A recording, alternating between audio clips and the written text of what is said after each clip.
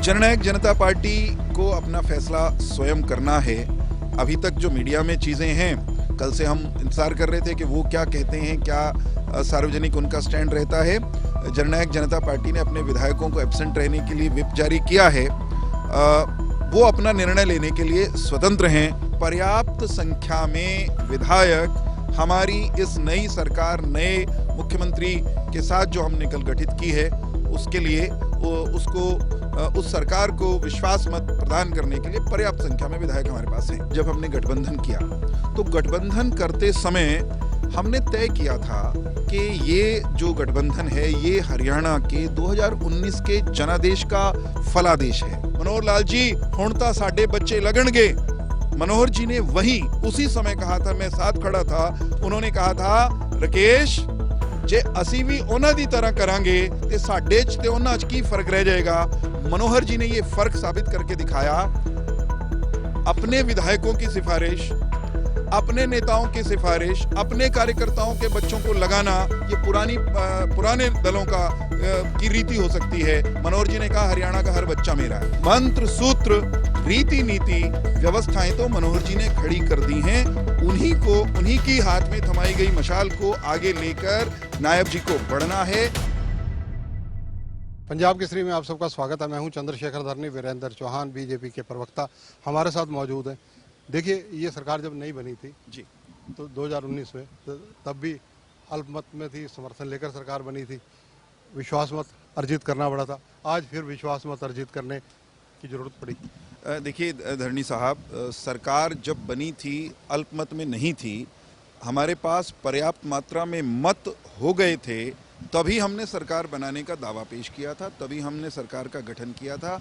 राज्यपाल महोदय ने तभी हमें सरकार बनाने के लिए आमंत्रित भी किया था, मनोहर जी को मुख्यमंत्री नियुक्त किया था। निश्चित तौर पर भारतीय जनता पार्टी के पास अपने विधायक वो उतने नहीं थे जितने अपने दम पर सरकार बनाने के लिए आवश्यक होते हैं। इसलिए हमारे पास सरकार बनाने का दावा पेश करते समय ही धरनी साहब इंडिपेंडेंट्स का समर्थन था और जननायक जनता पार्टी हमारे साथ आई थी।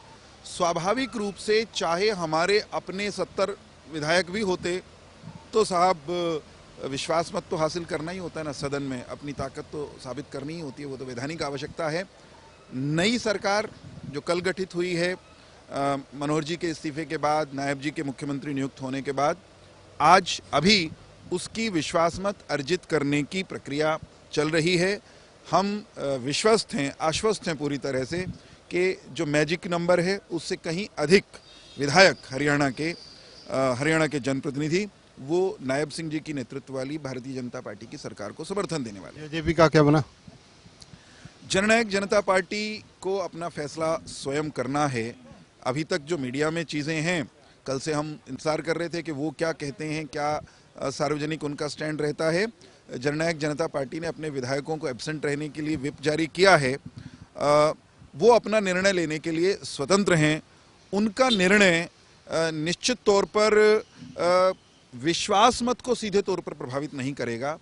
पर्याप्त संख्या में विधायक हमारी इस नई सरकार, नए मुख्यमंत्री के साथ जो हमने कल गठित की है, उसके लिए उस सरकार को विश्वास मत प्रदान करने के लिए पर्याप्त संख्या में विधायक हमारे पास हैं।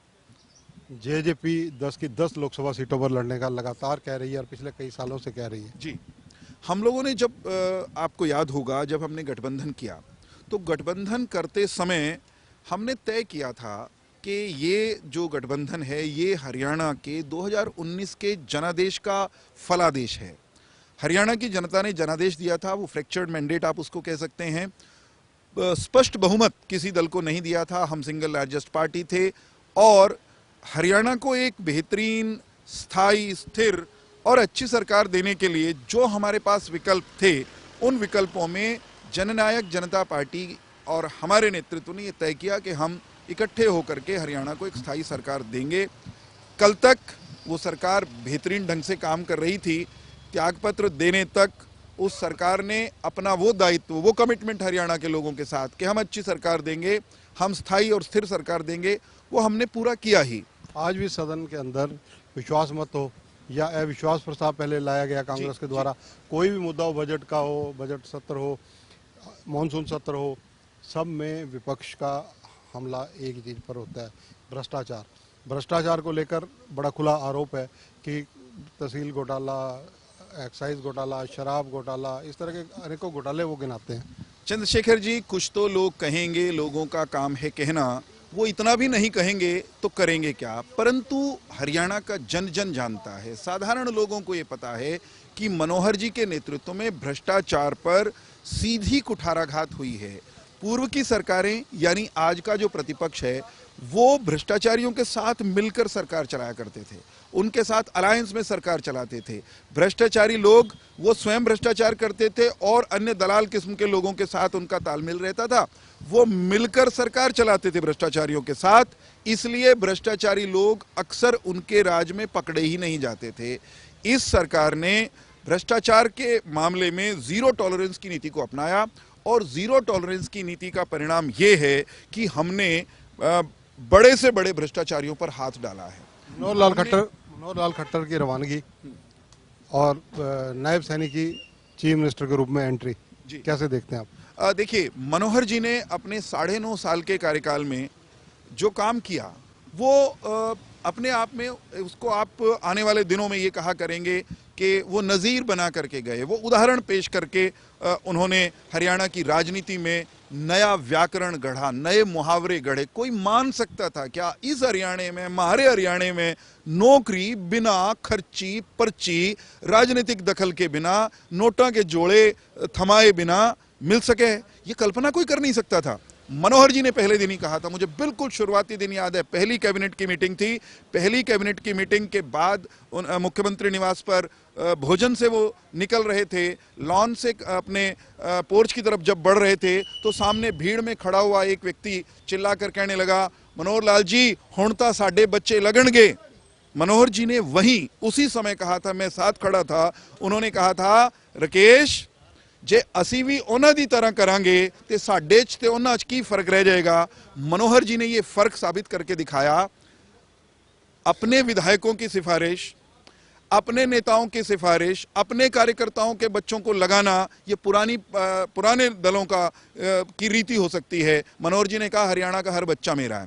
विपक्षी नेताओं का भी कोई बालक मेरिटोरियस है तो उसको हरियाणा के नागरिक, हरियाणा के बेटे बेटी के कारण नौकरी पाने का अधिकार है। कोई सोच सकता था क्या? भाई साहब, अद्भुत काम किया है।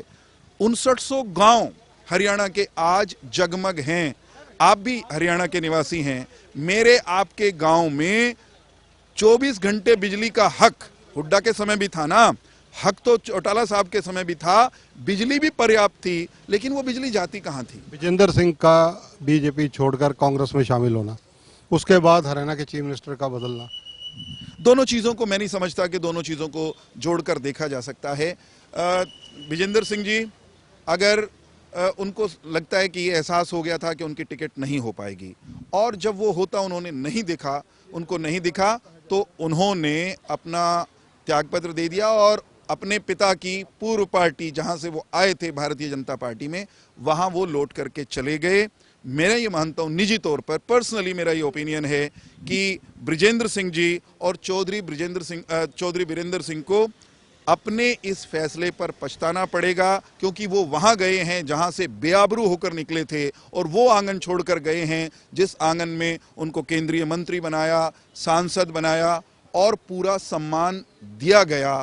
तो जहां इज्जत न थी और न होने की संभावना है, वहां निश्चित तौर पर निरादर भी है और पराजय भी है। परफॉर्मिंग सीएम बनने के लिए नायब सिंह सैनी जी के पास तो समय नहीं, लोकसभा की आचार संहिता बहुत जल्दी लगने वाली है, उसके बाद कुछ समय है, फिर विधानसभा के चुनाव भी हैं। धरणी जी, भारतीय जनता पार्टी में व्यक्ति बहुत कम मायने रखता है, भारतीय जनता पार्टी में व्यवस्था मायने रखती है। मनोहर जी ने जिस तरह की व्यवस्थाएं खड़ी की हैं, उन व्यवस्थाओं को ही तो बेहतर करना है और अच्छा बनाना है। नायब जी को, उनको कोई ऐसा थोड़ी है कि ABC से एक एक अक्षर जोड़ करके कोई नया मंत्र, नया सूत्र लिखना है। मंत्र, सूत्र, रीति नीति, व्यवस्थाएं तो मनोहर जी ने खड़ी कर दी हैं। उन्हीं की हाथ में थमाई गई मशाल को आगे लेकर नायब जी को बढ़ना है। और नायब जी भी अकेले कहाँ हैं, मनोहर जी भी उनके साथ हैं। भारतीय जनता पार्टी की पूरी टीम, पूरा संगठन उनके साथ खड़ा है और पल भर के लिए उनको इस मामले में तो चिंतित होने की जरूरत नहीं है।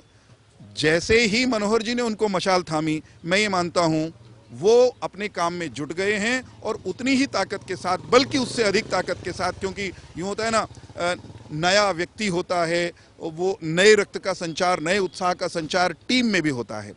पार्टी के कार्यकर्ता, संगठन के लोग, सरकार की टीम, सब में एक नया उत्साह इस नवीनता के कारण आएगा। हरियाणा की 10 सीटें हम जीतेंगे। करनाल से क्या मनोहर लाल लोकसभा के चुनाव लड़ सकते हैं? भारतीय जनता पार्टी में किस कार्यकर्ता को कहां से लड़ना है, ये भारतीय जनता पार्टी का केंद्रीय नेतृत्व तय करता है। निश्चित तौर पर मनोहर जी का नाम वो संगठन विचार करेगा और संगठन तय करेगा, तो मनोहर जी वहां से चुनाव लड़ते नजर आएंगे और हम उनको जिताकर भेजेंगे। करनाल के लोग, करनाल का, मैं तो करनाल का रहने वाला हूं, मनोहर जी जैसा सुयोग्य व्यक्ति, सुपात्र व्यक्ति अगर संसद में उनको पार्टी का नेतृत्व करनाल से भेजना चाहेगा, तो करनाल ने जैसे उनको 2 बार विधायक बनाया, बड़ी मजबूती के साथ, उसी जज्बे और जोश के साथ करनाल के लोग उन्हें सांसद भी बनाएंगे। लेकिन निर्णय मनोहर जी ने भी नहीं करना, मैंने भी नहीं करना। निर्णय करने वाला है पार्टी का आलाकमान। उनको जो काम देगा, उन्होंने कल स्वयं कहा कि मेरे लिए जो भी भूमिका पार्टी का नेतृत्व संगठन तय करेगा, मैं उसको निर्वहन करूंगा, उसका निर्वाह। धन्यवाद वीरेंद्र चौहान जी। कई राजनीतिक मुद्दों पर और जिस प्रकार से आज विश्वास अंदर अर्जित बीजेपी के द्वारा किया जा रहा है, नायब सिंह सैनी के चीफ मिनिस्टर बनने के बाद किया जा रहा है, इन सब विषयों पर लंबी चौड़ी बातचीत हुई। कैमरामैन संजय सिंह के साथ चंद्रशेखर धरनी, पंजाब केसरी टीवी, चंडीगढ़। हमसे जुड़े रहने के लिए हमारे YouTube चैनल को सब्सक्राइब करें और नई वीडियो की नोटिफिकेशन के लिए बेल आइकॉन को दबाएं। अगर आप ये वीडियो Facebook पर देख रहे हैं तो लाइक जरूर करें और ज्यादा से ज्यादा शेयर करें। धन्यवाद।